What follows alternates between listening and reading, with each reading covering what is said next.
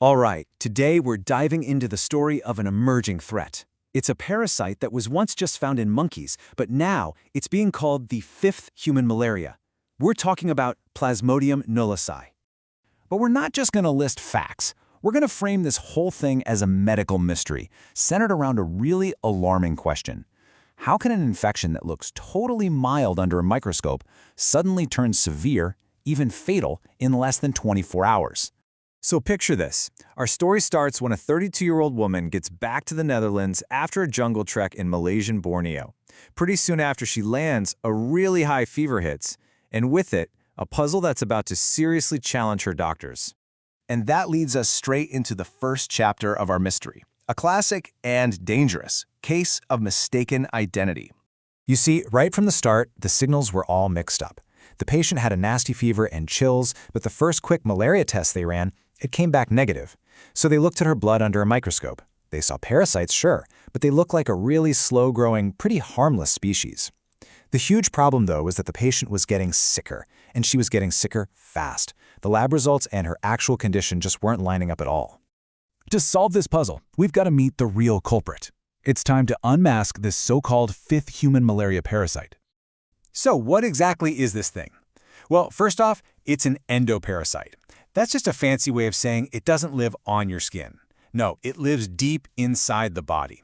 First setting up shop in the liver and then launching an all-out invasion of our red blood cells. And second, it's a protozoan. Now, this isn't a bacterium or some kind of worm. It's a really complex, single-celled organism, and it's got all this specialized gear that makes it an absolute expert at breaking into our cells. And here's its official address in the Tree of Life.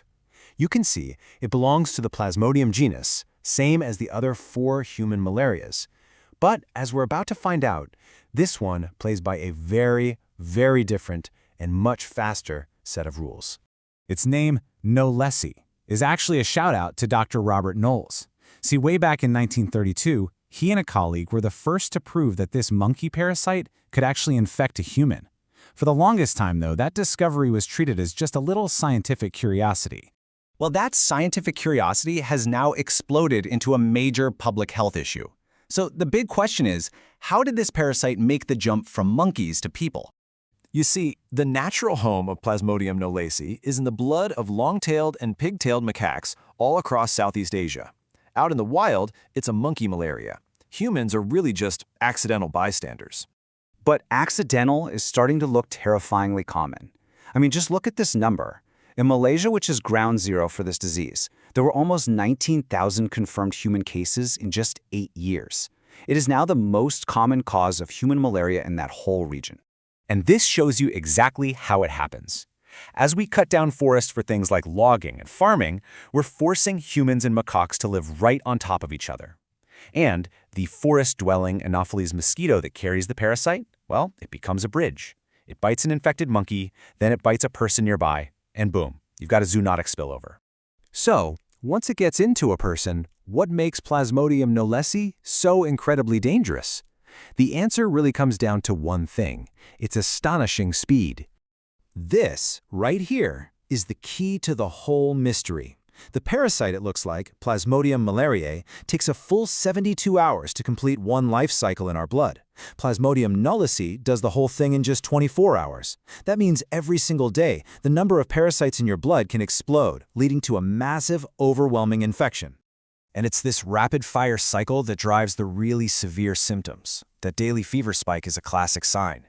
But it can quickly spiral into dangerously low platelet counts, which messes with blood clotting, and can lead to acute kidney failure and severe respiratory distress, basically fluid in the lungs, which is a huge cause of death.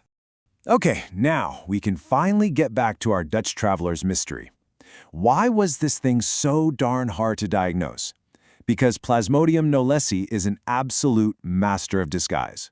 In its early or ring stage, it looks pretty much identical to Plasmodium falciparum, which you might know is the most lethal human malaria on the entire planet. So for any doctor looking at that, it's a terrifying sight. But then, as it gets older, it pulls a switcheroo. It changes into these band-shaped forms that are completely indistinguishable from the slow-growing, mild Plasmodium malariae. And that's the trap. It's exactly what happened with our traveler.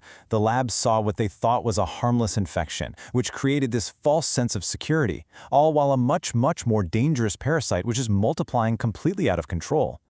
This is why the standard diagnostic methods just fall flat. Microscopy, as we saw, leads to misidentification. Those rapid tests, they often miss it completely. The real solution, the key that finally cracked our traveler's case, was PCR.